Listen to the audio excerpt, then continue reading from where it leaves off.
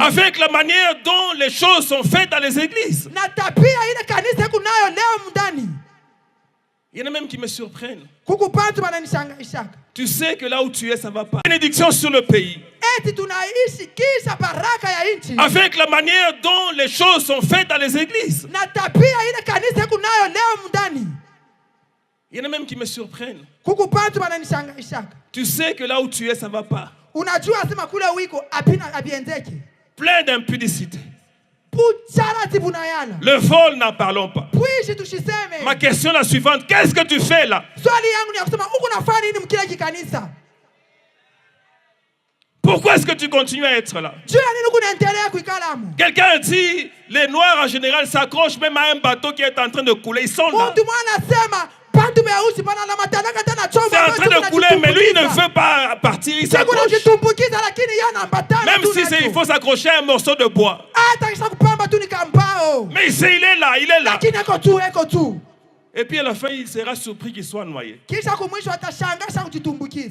Je ne savais pas que j'allais être noyé, mais le bateau se noyait. Alléluia. Amen. Si mon peuple s'humilie, et alors il prie, le changement viendra. Alors je voudrais être d'accord avec quelqu'un. C'est que quand on prie et on ne voit pas l'exaucement, on finit par se fatiguer. Et plusieurs sont fatigués. Il y en a qui sont fatigués de prier pour leur vie.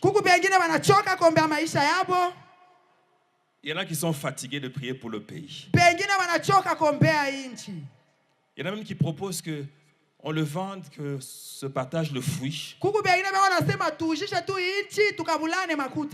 La question que je te pose, si on fait ça, tu vas aller où?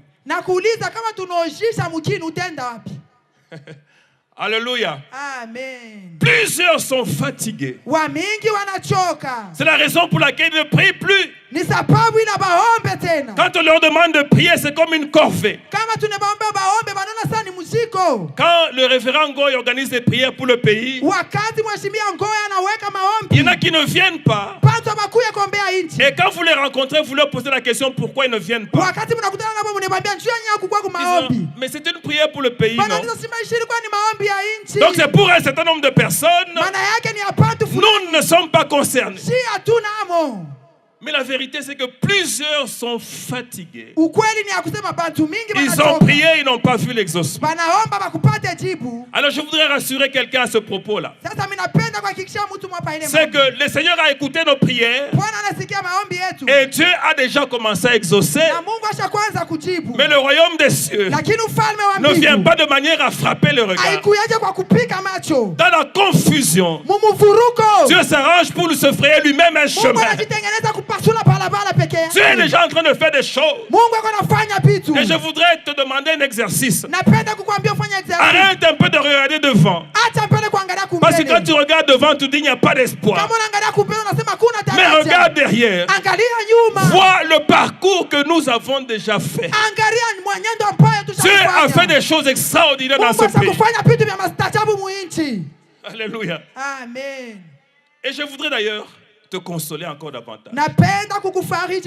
Nous n'avons pas la même manière de voir les choses. Quand Dieu appelle quelqu'un, il commence d'abord par se manifester à lui. Et parfois quand Dieu se manifeste à quelqu'un, les hommes aussi voient que Dieu se manifeste à cet homme. Les gens voient des fruits. Et qu'est-ce qui se passe? Les gens ont tendance à courir pour prendre les fruits. Les gens vont demander à en demander davantage. Mais Dieu travaille d'une autre manière. Ce que tu vois, c'est simplement pour te signaler qu'il est là. C'est que c'est simplement des signes que tu vois. Les plus grandes choses sont à venir. Et lorsque Dieu s'est manifesté, il prend le temps de travailler. Non pas d'abord sur les fruits, mais d'abord sur les racines. Alléluia. Amen. Il veut donner une stabilité définitive à ta vie. Et il prend le temps. Il te travaille. Pendant que les hommes réclament les fruits, Dieu travaille pour que tu aies des racines profondes. Parce que je vais te dire une chose. Tôt ou tard, l'œuvre que Dieu a accomplie dans ta vie sera éprouvée. Alléluia. Amen. Les tempêtes de la vie sont inévitables. Et d'ailleurs, je voudrais donner une nouvelle à quelqu'un. Si tu n'as pas encore eu de tempête dans ta vie, sache qu'elles sont à venir. Elles viendront tôt ou tard.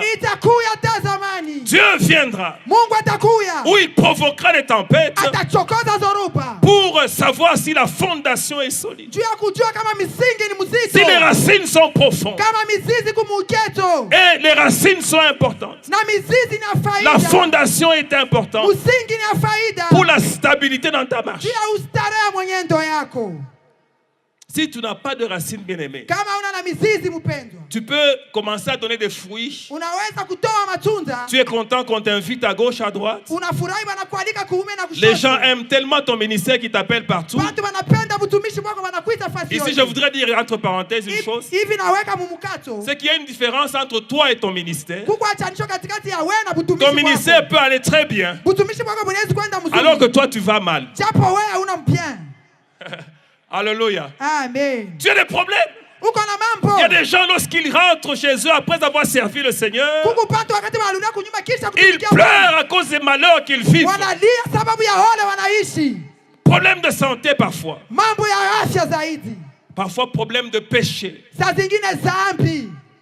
Quelqu'un peut prophétiser, mais il a un péché qui lui colle à la peau, qui ne part pas. Il essaie parfois de quitter, mais il revient toujours. Alléluia. Dieu travaille sur les racines. Qu'est-ce qu'il met dans les racines? Qu'est-ce qu'il met dans la fondation? Il met la connaissance de Dieu. Il veut que tu le connaisses. C'est la raison pour laquelle je dis à quelqu'un, tu passes beaucoup de temps à regarder à la main de Dieu. Tu veux des bénédictions matérielles. Quand ta prière, tu l'adresses à Dieu, elle est fondée sur sa main. Mais pendant ce temps, qu'est-ce que Dieu veut? Que tu cherches plutôt sa face. Que tu le connaisses en profondeur.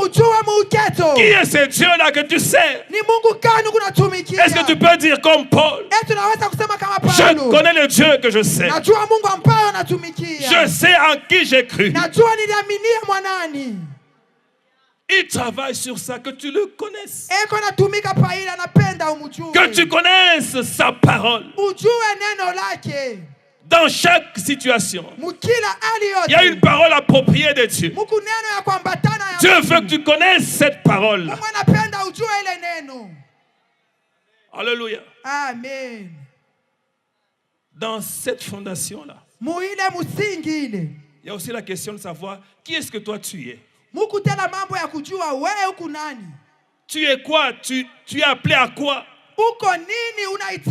Dans cette fondation, il y a la vision de Dieu sur ta vie. Qu'est-ce que Dieu veut pour ta vie? Mais si tu ne connais pas ta vision, tu es candidat à entrer dans n'importe quelle vision. Parfois, certains sont entrés dans des visions. Ils se sont rendus compte qu'ils ne devaient pas être là quand ils étaient déjà détruits. En réalité, c'est que Dieu fait. Pendant que toi, tu cherches à produire des fruits. Et d'ailleurs, ta prière est simple. Tu dis à Dieu, Seigneur, fais que les gens sachent que moi aussi. Ceci n'est pas important pour Dieu. Dieu ne te fait pas travailler pour que les gens voient que toi aussi. Mais il te fait travailler parce qu'il a un objectif avec le travail que tu as fait. Il veut que tu saisisses cet objectif-là. Mais ne travaille pas enfin. Sache pourquoi tu travailles. Si quelqu'un peut dire Amen. Dieu travaille sur la fondation. Parce que le temps de l'épreuve viendra. Et quand les tempêtes de la vie viennent, elles ne vous avertissent même pas. J'aime ce que quelqu'un a dit. Il n'y a aucune météo qui vous avertit sur les tempêtes de la vie. Tu peux être bien aujourd'hui. Et puis demain, il y a un problème qui naît dans ta vie auquel tu ne t'es pas attendu, qui bouleverse tout. Moi, j'ai vécu dans ma vie une tempête qu'aucune météo ne m'a annoncée. Lorsqu'un jour, j'apprends que ma première épouse est décédée. Je perds tous les repères de la vie. Je ne sais plus où j'en suis. Il y a même un prophète qui vient me voir, un grand. Il me dit, comme Dieu vous a donné à deux toutes les promesses que tu as, oublie-les, commence à demander qu'il t'en donne d'autres. Je me suis dit, mais quand est-ce que je fais cette prière-là? La vie complètement bouleversée. Et je commence une marche pendant 11 ans dans la solitude. Quand on dit Jacob demeura seul, je sais de quoi il s'agit. La grande solitude. Il y a des choses, tu ne sais même pas à qui en parler. Surtout nous prédicateurs ici. Comme on est là, on saute. Quand tu as des problèmes, tu ne sais pas à qui en parler. Parce qu'on ne va pas te croire, on va penser que c'est du cinéma que tu fais. D'ailleurs, parfois on me dit non, toi tu ne peux pas avoir ce type de problème. 11 ans. Qu'est-ce qui m'a aidé à tenir? La fondation que Dieu a posée dans ma vie.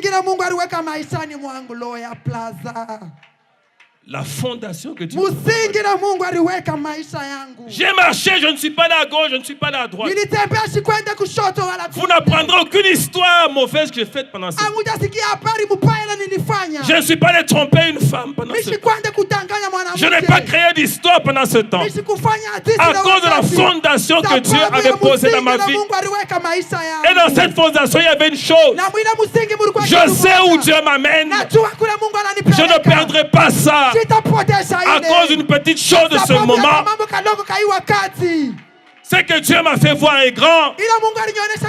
Je soupire après ça. Je veux voir ça s'accomplir. Et les tentations, il y en a eu. Hein. Comme je disais quelque part. Comment vous pouvez le remarquer? Je ne suis pas du genre à effrayer les femmes. Alléluia. Donc il y a eu des tentations. Mais je peux vous affirmer aujourd'hui, j'ai résisté, j'ai gardé la foi. Parmi les choses qui me faisaient pleurer, je disais Seigneur, si je pêche, je ne saurais plus proclamer ta parole. Il y a des gens qui ne seront pas bénis à cause de ma conduite. Seigneur, aide-moi à tenir. Aide-moi à tenir. Et c'était une année. C'était 2 ans, c'était 3 ans, et puis 11 ans. 11 ans. J'ai continué à proclamer Christ. Je ne parlais pas de malheur, je parlais toujours du bonheur. Je ne parlais pas de désespoir, mais je parlais d'espoir. Parce que Dieu me parlait d'espoir. Bien aimé, quelle est la fondation que tu as? À quoi Dieu t'a appelé? Quelle est la mission pour laquelle Dieu t'a fait? Pourquoi est-ce que tu es fatigué? Il y a une femme dont j'ai écouté le témoignage dernièrement. Elle s'est mariée, malheureusement ou heureusement, je ne sais pas, à un mari non converti. Et je voudrais dire entre parenthèses à quelqu'un, c'est un danger que d'épouser quelqu'un qui n'est pas converti. Tu vas devenir philosophe très jeune. On va te rencontrer en train de parler à toi-même sur la route. Là. Tu fais des cercles et des carrés. Alléluia. Amen. Elle s'est mariée à un homme non converti. Et elle a commencé à prier pour lui. Avec la promesse suivante. Il finira par se convertir. Elle a commencé à prier, elle a prié. Pendant 42 ans. Et l'homme ne s'est pas converti. Il ne voulait même pas entendre parler des choses de Dieu. Et puis un jour on l'appelle. On lui dit ceci. Ton mari est mort. Elle était triste. Ça fait 42 ans, jour pour jour, que je prie pour lui. Dieu m'a promis qu'il allait l'appeler, l'amener à lui. Mais voici qu'il est mort sans le connaître. Et je sais une chose. Quand quelqu'un meurt sans avoir accepté Christ comme Seigneur et Sauveur, il va straight en enfer, directement en enfer. Alléluia. Amen. Elle était malheureuse. Et puis à un certain moment, quelqu'un l'appelle et lui demande une chose. Est-ce que je peux parler à ton mari?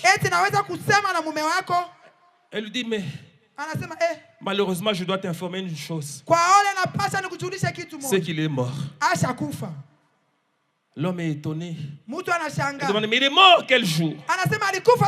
La femme lui indique le jour. L'homme reste silencieux pendant un temps. Et puis il lui dit, madame, j'ai une bonne nouvelle pour toi. C'est que ce jour-là, ton mari est mort. J'étais dans ma chambre d'hôtel. Et Dieu m'a poussé à aller sur la route, à parquer mon véhicule et à me placer là, simplement. Je me suis placé sur la route et j'ai seulement tendu mon téléphone comme ça. Et puis ton mari qui passait par là, en véhicule, s'est simplement arrêté. Il s'est approché de moi. Je lui ai présenté Christ. Et il a donné sa vie au Seigneur. Il s'est converti. Et après, il a fait son accident et il est mort. Voici la bonne nouvelle, bien-aimé.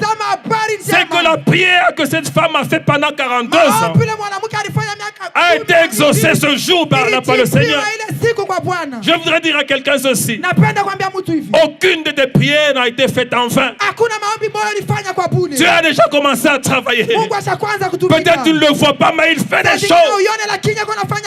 Un jour, quand tu vas les connaître, tu seras parmi les plus grands adorateurs. C'est pour ça que je dis à quelqu'un, ne te fatigue pas. C'est le diable qui vient pour te fatiguer. Il te dit que c'est fini. Il te dit que Dieu n'agit pas. Le Dieu que je sais, que je connais, il entend les prières et il exauce les prières. Prie Dieu. Même si tu ne vois pas, continue à prier. Un jour tu verras l'exaucement. Cette femme a vu l'exaucement. 42 ans après, le diable a fait croire à plusieurs que comme il s'est passé un long temps, c'est que Dieu n'agira plus.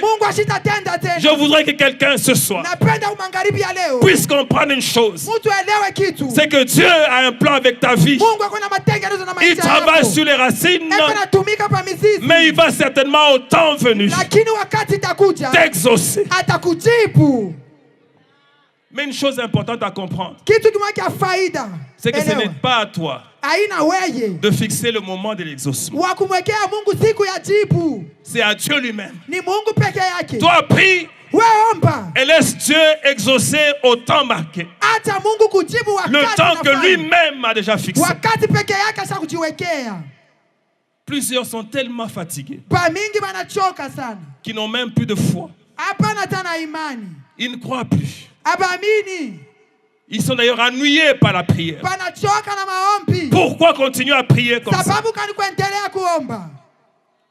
Et quand tu n'as pas de foi, sache que tu es dans une très mauvaise situation. Parce que la Bible dit aussi, sans la foi, il est impossible d'être agréable à Dieu. Le manque de foi est une insulte à Dieu. Le manque de foi énerve Dieu. Parce que celui qui n'a pas la foi montre qu'il ne connaît pas son Dieu. Il ne sait pas que c'est lui à qui il s'adresse. Et le maître de toutes choses, des temps, des circonstances, des hommes, des familles, le maître des nations. Alléluia. Amen. Ce qu'il dit, il a le pouvoir de l'accomplir. Dieu veut que nous puissions avoir foi en lui.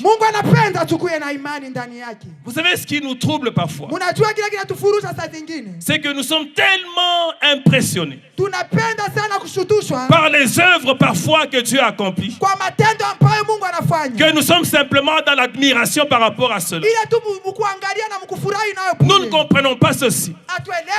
Que lorsque Dieu a fait toutes ces œuvres-là, ce n'était pas pour nous impressionner, mais il voulait simplement nous amener à connaître quelle est sa nature. Alléluia. Amen. Quand tu découvres la nature de Dieu, tu as une foi stable.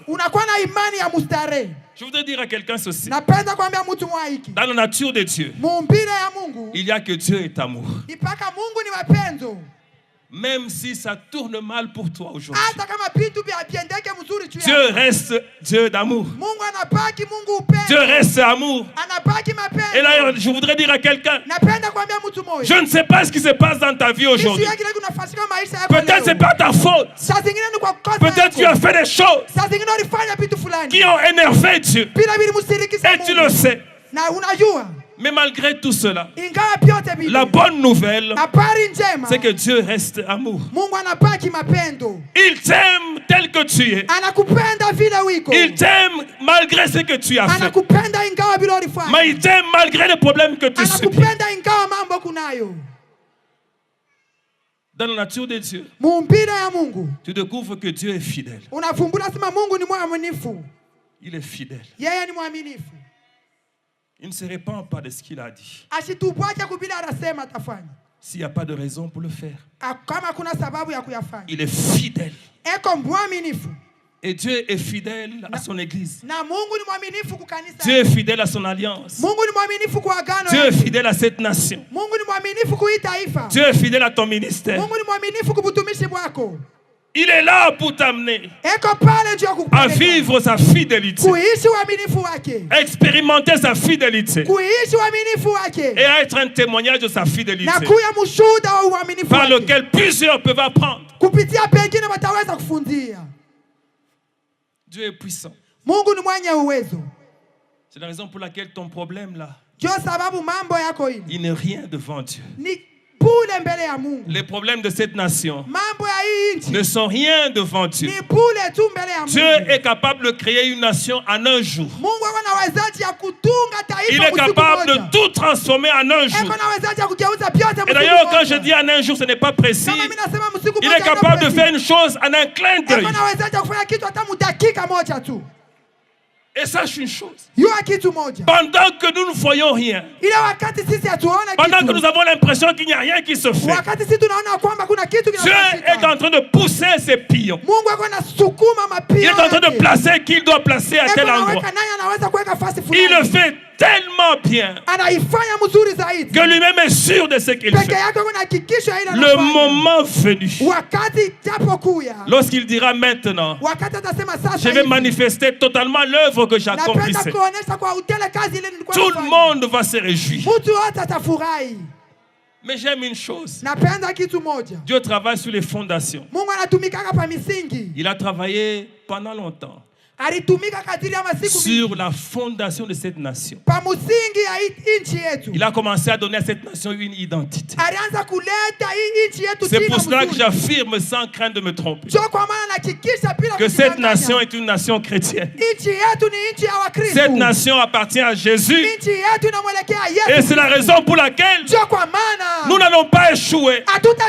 Parce que celui qui est avec nous, celui qui nous conduit, et celui qui maîtrise toutes choses, même les orgueilleux dans les nations, ils ne savent pas qu'ils sont sous son autorité.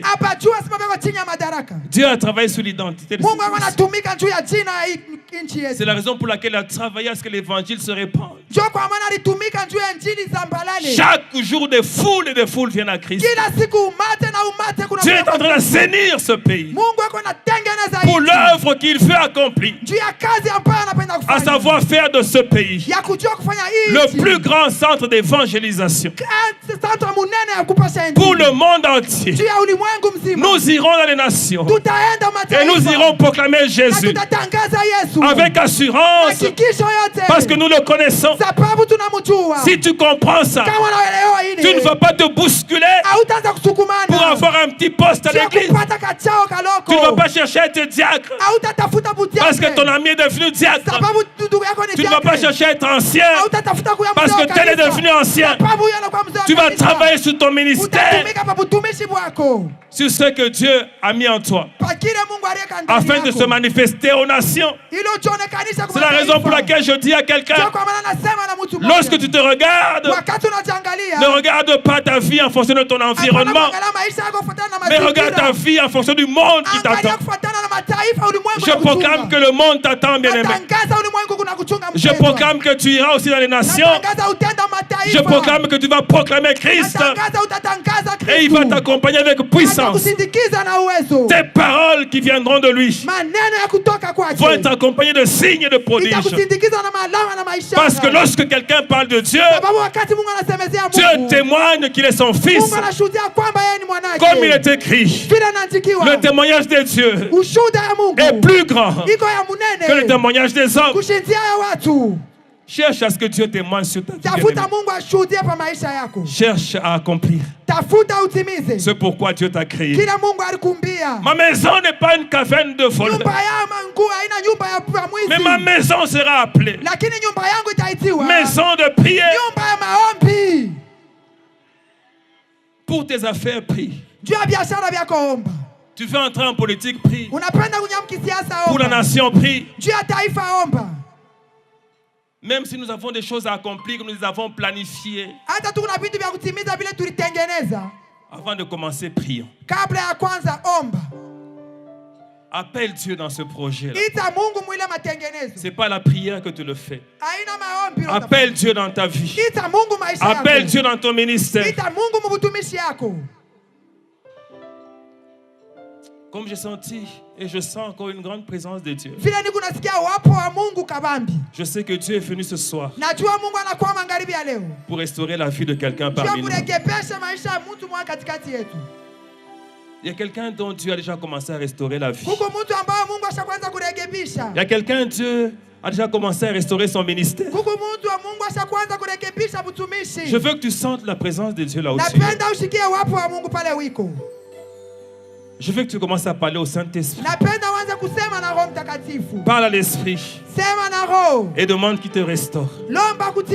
Par rapport à ce pourquoi il t'a appelé. Par rapport à ce qu'il t'a annoncé. Tu étais fatigué. Demande que Dieu restaure ta force aujourd'hui. Thank you, Jesus. Quelqu'un parmi nous était fatigué. Je suis venu comme un ange dans ta vie pour te dire, comme cet ange qui a parlé à Élie, mange et bois, car la route est encore longue. Il y a encore des choses que Dieu va accomplir dans ta vie. Mange et bois, Retrouve la force et continue à marcher. Dieu a encore besoin de toi. Il veut t'utiliser plus qu'auparavant. Abandonne-toi ce jour entre ses mains.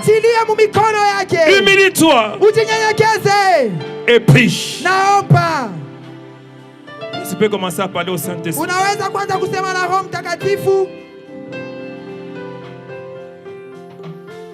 Parle à l'Esprit de Dieu.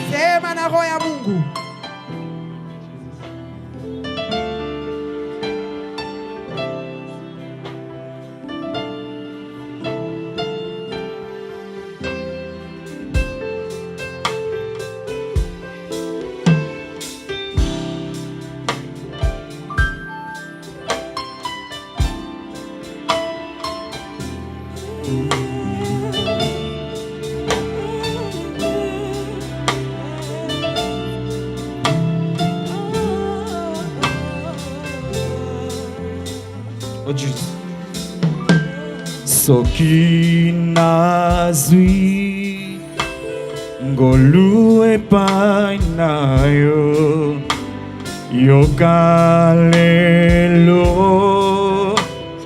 motema nanga na umelia posa komona yo na lapindai nakotika yote pona Yesu nandimi nanga nyonso posa nanga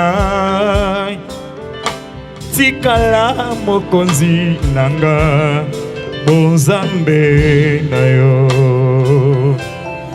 bonzambe na yo bonzambe na yo bonzambe na yo